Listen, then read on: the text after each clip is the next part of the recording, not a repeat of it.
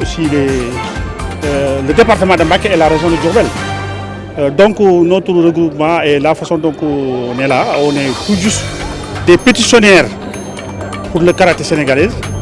Et le moment où nous parlons, on a regroupé 500, Pape Ngagne Sarr, entraîneur du karaté club, ici de la région de Diourbel, et je suis le vice-président de la Ligue de Diourbel.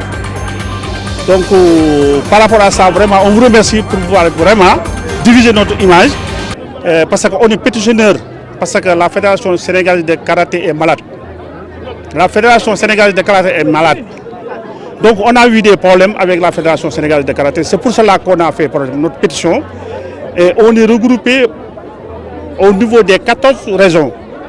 Dakar avait fait par exemple sa pétition, ils ont fait par exemple le stage le week-end passé. Nous, on a fait notre stage aujourd'hui même.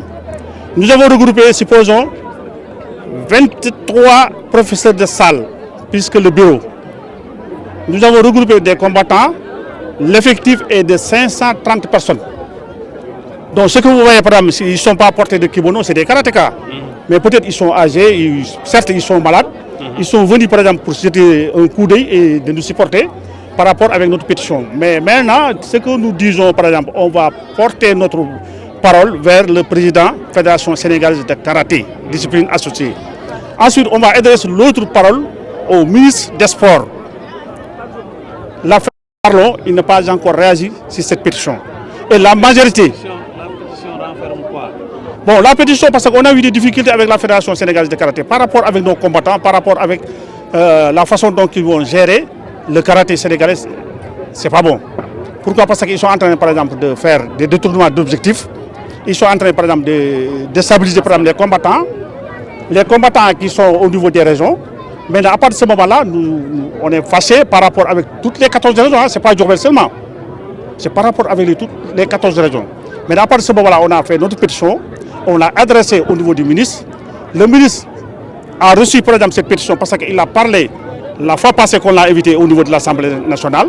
Maintenant, nous attendons la réaction du ministre pour qu'il puisse régler la Fédération sénégalaise de karaté avec les difficultés. Sinon, la Fédération sénégalaise de karaté est divisée en deux. Soit ils vont régler la situation, ou bien il y aura deux fédérations au niveau du Sénégal. Et ça n'arrête pas. Mais qu'est-ce que vous reprochez concrètement à la fédération? Bon, tu sais, il y a beaucoup de manquements. On ne peut pas le citer tous ici dans cette presse. Mais on sait nettement que la Fédération sénégalaise de karaté ne fonctionne pas. Parce qu'actuellement, au niveau des championnats, on a assez de combattants, supposons des internationaux. Mais chaque fois qu'on sélectionne, on le laisse ici. De un. De deux, chaque année, on nous fait payer par exemple l'assurance, on nous fait payer par exemple l'engagement, renouvellement et tout ça. Au retour, les combattants ne voient pas, par exemple, en tant que des médaillés, ils voyaient qu'une médaille de 2000 francs. Or que tout le reste de l'argent est utilisé par d'autres personnes. On ne peut pas citer, mais c'est la fédération. Mais dans le reste, on veut que règle la situation, parce que les combattants, on le forme au niveau des clubs, les professeurs de salle, ils sont là, les arbitres, ils sont là. Ils doivent revoir leurs biens au sein de la Fédération sénégalaise de karaté avec les sports. Vous voulez une dissolution de la fédération et un nouveau bureau. On a fait l'Assemblée générale, supposons, d'information organisée par le DAF et l'inspecteur régional de Dakar des sports. Le moment où il nous avait présenté, supposons, le rapport financier et le rapport technique, on a rejeté de voter ce rapport. On nous avait dit qu'on va voter, on a voté. C'est 160 et quelques clubs. Nous avons vu 96 votants pour les pétitionnaires, 46 votants pour la fédération et 8 abstentions. Donc à partir de ce moment, la DAPS doit savoir que la majorité nous revient, nous les pétitionnaires. Maintenant, pour quelles raisons depuis lors, ça fait plus de 3 mois, ils n'ont pas organisé, supposons, assemblée générale extraordinaire pour changer le bureau ou bien changer la fédération pour faire revenir les karatékas au milieu des karatékas. C'est ça notre souci. Hein? Il faut qu'on règle la situation des karatékas. On n'est pas là, supposons, pour faire la guerre, quiconque. Mais la fédération est malade. Il faut qu'on le répare. Il faut qu'on change la fédération. On n'est pas là pour combattre, mais on combat le système. C'est le système qui n'est pas bon. Le gain sur les compétitions, l'entraîneur, même chose, l'arbitre, même chose, le combattant qui tire de 8h jusqu'à 21h doit avoir, mais un combattant qui tire de 8h jusqu'à 21h, il s'engage, il fait transport 10 000 francs pour aller à Dakar, il s'engage 5 000 francs pour compétition, il paye 2 000 francs pour assurance, et au retour, il est champion, et on lui donne une médaille de 2 000 francs. Et le reste de l'argent rentre où? On a des problèmes, hein? Et le problème, nous souhaitons que le ministre règle ça, hein? Sinon, s'il ne le règle pas, la fédération va se diviser en 2 parties. Oui. Il y aura 2 fédérations. Oui. Et je vous remercie pour tous. technique ligue régionale bu Diourbel. Voilà, maître, est-ce que mën nga dellusiwaat ci li waral ngeen tase fii? waaw li waral ndaje mi maanaam karaté département bi ak karaté région bi yëpp ñoo fi daje tey jii pour am lu ñu naqari ñu yàgg ko jooytu tey ñu ñëw di firndeel li ñu naqari gën ko firndeel ndax dañoo bokkoon ci benn pétition bi nag li ko waral mu dañoo àndul ak fédération sénégalaise de karaté ni ñuy doxale ndax karaté bi ni ñu ko yore dañ ko yore yorin wu teguwul ci yoon mu dem ba maître yi professeur Sall gisatuñ ci seen bopp combattant yi ñu yóbbu champion Sénégal gisuñ ci seen bopp léegi nag loolu naqariñu ñu wax ko fu ñu ko waree waxee yëpp mais amul benn saafara léegi nag mu naqariñu 5 mois ci ginnaaw ñu entamé ne benn pétition pour wan na fédération ni ngeen yoree karaté bi d'accord ruñ ci. nan lañ ko yore.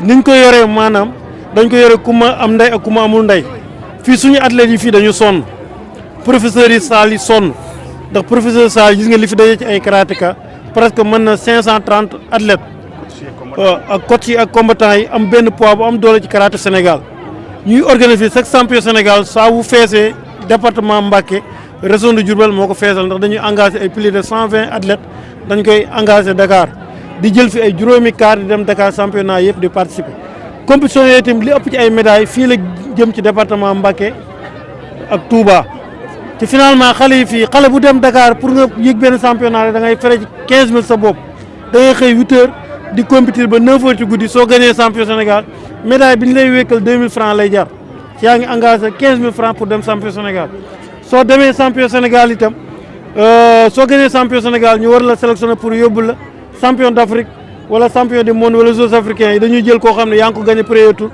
jël ko di leen yóbbu maanaam ku ma am ndey ku ma amul ndey professeur Sall fii dañoo wane ay preuve di liggéey ci karaté Sénégal di former ay champion yu ëpp ci Sénégal di liggéey bu rëy ci karaté Sénégal ñu jël ñu leen neex ñooy dem à l'extérieur ñooy voyager ñoo yor équipe nationale yi nominé yi amul benn département Mbacké région de Diourbel bu ci am benn bokk ci benn nominé loolu bokk na ci li ñu naqari yàgg nañ ko jooy fu ne wax nañ ko tout récemment bi ñu waaj def ensemble national président fédération ñëw na fii Mbacké di campagne si ñu wax ko loolu mu ne loolu su ma gañee danaa ko régler ba léegi dara réglé wul bi mu gañee suñ koy oo sax du ñu jël mu bëri lu ñu regroupé lu ñu naqari lu bëri ñu ne nag lii mënatut a nekk ndax combattant yi ay victimes lañ professeur Sall yi ay victimes lañ karaté bi sonn nañ ci kon nag il faut ñu xeex pour changer li fi nekk.